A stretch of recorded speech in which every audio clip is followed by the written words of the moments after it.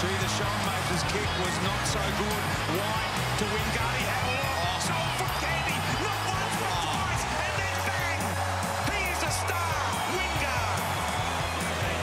He's just one in there, cut off. Now an opportunity for the Hawks. Birchall's got a really good left foot. And they get their third goal against the flow. Now Suckling. Westhoff recovers magnificently. Caught him. Is there prior opportunities? Gone. Gonski reversed the decision if that was acting, which it was, Dar. So I agree totally with you. Look at the handball from Wingard to Gray. There's unbelievable. The handball of the year. Been a contest worthy of the two top teams on the ladder. There's no question about that. The quality of football here at this game has been really impressive indeed. You can see a 23-point lead at half-time to Port Adelaide over the Hawks, boys. Yeah, we saw a lot of Chad Wingard there, BT and Richo, in the first half highlights. 3 goals. And to me, he's the most influential player on the game, Richo. He reminds me a little bit of the way Darren Jarman used to play forward. Just great understanding, brilliant sort of skill and able to get the game on his own terms and do stuff like that that very few players can do. Well, you just sensed coming into this game that the challenge was playing Hawthorn, the reigning premiers, and he was going to rise to the occasion. He seems to love the big moments, and that handball there, he just saw that play unfolding pretty much before every other player, and it was just sensational. We've spoken often about the experience at this venue. You look out here now and there's not a spare seat in the house. It is unbelievably packed. And you mentioned in the call, Darcy, and it made me ponder a couple of years ago when we were at Amy Stadium, and you can see they had banners covering the seats because they could not get people to sit in the seats. A remarkable turnaround. It's the most incredible turnaround in footy, and you know what I love? If you provide a great package and entertainment, people will come, and that's what's happened. It's a brilliant inner-city stadium, this, and the fans love it. And Sam Lane mentioned in the CBD earlier on, before the game, it was just alive. If there was no footy here tonight, there'd be no one in town, so it's just amazing. Well, she was in town amongst it. She's now out on that hill out there, Rich. I don't know whether you can hear us at all, Sam. She's having a frothy out there. What are you having a beer, Sam? Well, guys, I'm standing on one of the old vestiges of the Adelaide Oval. The hill, its heritage listed along with the scoreboard and the Moreton Bay Figs. Now, you have come all the way from Box Hill to lap up this atmosphere. Describe it to us. It's absolutely fantastic. I just saw my favourite player, Taylor DeRay, absolutely nail Kane Mitchell, and it was brilliant. You enjoyed it. And we've got a Port Adelaide person here just to balance things up. Now, you've been to every match here at the Adelaide Oval. How does tonight compare, given it's the top of the table clash? Absolutely brilliant. Brilliant. The atmosphere, yeah. Night time as well. Yeah. Great. Guys, this is old school footy. It's standing room only, and it's a fantastic atmosphere. The footy's great, but the socialising's pretty good too. Back to you in the studio. She's going to get a kiss if she doesn't watch out there, Sam. She's right in amongst it all. And someone's going to plant one on her cheek if she's not careful, that is for sure. Hey, you guys in the pre-game had Ken Hinkley wide, and it was some really good stuff for Darcy as he went around and spoke to the players. Yeah, great of him to allow us to listen in, and let's have a recap on what Ken Hinkley said to his players pre-game. Leader, big day. Just play your role. Don't do any more like you and Travis do every week for us. Just stand up, run them as hard as you can run them, and then see if they can hang on.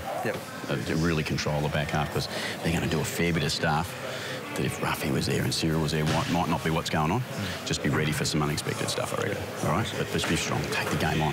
What I really like is when you join in. And you get the ball and you run, because they can't tackle you, they won't. You know, you've got that sideways movement that not a lot of blokes can do at high speed. Right? But you've got to be, the intensity's got to be where it needs to be. If you're defending hard, I live with the other stuff okay. That's what I do. I do live with it. I think, okay, well, it's, you know, he's part of his kid is to do a bit of this, a bit of that, and part of that, as you know, I don't mind the risk factor comes. That's all right, but as long as you're defending really hard. This would be a really big one for us, I reckon. And that's why it's in your hands. Because I probably could have left it with the kid again and give him a crack, but it's not one I want to take a risk on. Pittard there in a world of his own. It's almost like he knew he was mic'd up, so he was going to try and whisper so he couldn't hear, but it was great. Yeah, great man management. The way he spoke to the senior players as opposed to the younger players just shows you the relationships you've got to develop as a coach. Plenty of other footy around the country, and covering it all tonight for us at Footy Central is Basil Zemplis. Baz, we welcome you once again. Yeah, good evening, guys. Cracking game at the Adelaide Oval and a pretty good game at the MCG today. And Collingwood fans will be pretty happy and probably breathing a sigh of relief because West Coast largely outplayed them at the G today. They led at every change, but when it mattered, Collingwood, with the 6 goals in the final term to just 4, getting home to record their 6th win for the season. A really important one for them, keeps them in the top 8. Sharrod Wellingham, former premiership player, of course, with the Magpies. He started the game well. Look at this from Shannon Hearn. Speaking of South Australians playing good football, that was a huge boot. It was a meritorious performance from Collingwood in a sense because they lost Nathan Brown with a shoulder injury and Jack Frost with concussion. But the 4th quarter, look, it looked like every statistical category was in favour of the West Coast Eagles. They did everything to suggest they were going to win this game, but in the end, Collingwood's will got them over the line, an important one for them, and they get the job done, as I said, to win it with 6 goals in that final term. Really important for them. Elliot Yeo had a chance to really kick an important goal right on the 3/4 time siren. Unfortunately dropped the mark and then was collected by Big Witz's shoulder and watched the teeth go flying, 2 of them. The 2 front teeth out and about. Unfortunately, no free kick.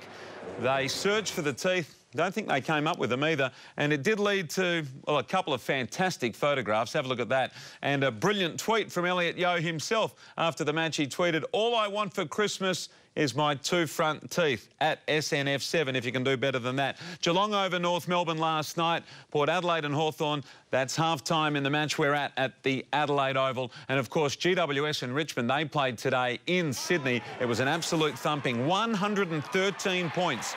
Richmond defeating GWS to bounce back onto the winners list. They're 3-6 now, but it was all about Jack Riewoldt. 11 goals straight he had at 3/4 time. He could have kicked a cricket score. He could have challenged some of the all-time records. 11 straight at 3/4 time. He kicked 2 behinds in the final term and unfortunately wasn't able to add to that tally, but it was his career best 11. After the week that he had, Damien Hardwick pretty happy with him.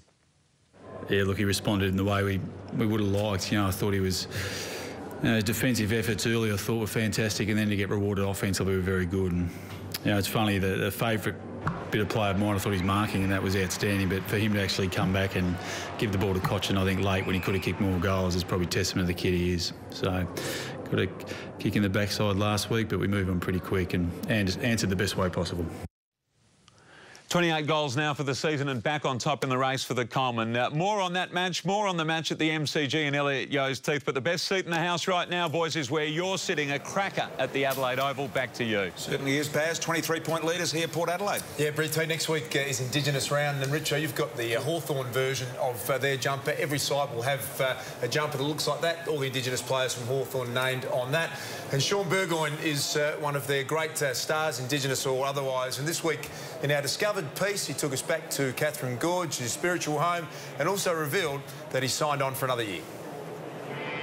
I'm not a massive fan of flying on small planes and then hitting the turbulence and bumps here and there, so that gets the heart going a bit. But looking out the window, you can see it's so green out there from the rain and the sun, and getting up here to the Catherine region, you can just see how beautiful it is. I was born in Darwin, in Northern Territory. My mother's family's from there, and growing up, all we knew was sport and family. Memories are just full of, happy times with my cousins having a kick and catch of the footy, and just enjoying, footy for what it is. When you say you're up here and you're visiting from Hawthorn, that brings another smile to the face as well, because they only see us on TV. Yeah, but when it comes to football, they're pretty much self-taught. You just see the way they play. You get the ball, tuck it under their arm, just sprinting, just carefree, and how raw those kids are with their talent. Now, good work, you boys. You come back there. You make sure when you kick the ball forward, you've got to kick it to your teammate. Maybe try to hit to your teammate, or tell your teammate where you're going to hit the ball so they can run onto it. The kids here face challenges, peer pressure, some drugs, some alcohol. Temptations are there all over. So it does mean a fair bit to myself to get up here and give a bit back to the community, because I know how vital it is to have positive role models in your life as a young Indigenous person growing up. These kids up here as well, they love looking at my tats. It's quite funny, it's the first thing they do is they want to touch your arm and look at the animal, and then the next thing is like, I'm going to get one. I'm like, oh, wait till you get older. They actually do hurt. At one stage growing up, I probably never thought I'd leave Port Lincoln. It's playing in the best stadiums in the world, staying in some of the great hotels, pre-season camps overseas. I never thought I'd go overseas in my life. My manager and the club have got together and managed to sign another contract for another year, so I'll go around again, which is pretty exciting. I never expected to be around this long and achieve some of the things I have. Yeah, the trip down the gorge was beautiful. It's my first trip, sitting on the boat at the front, and as we're coming up the gorge, you just see the rock faces. They're just thousands of years old, and they're just so beautiful that the sunlight captures it and reflects in a beautiful colour, and definitely should be on the bucket list to come up and see, because it's just so beautiful, and it's just a great spot to come and visit.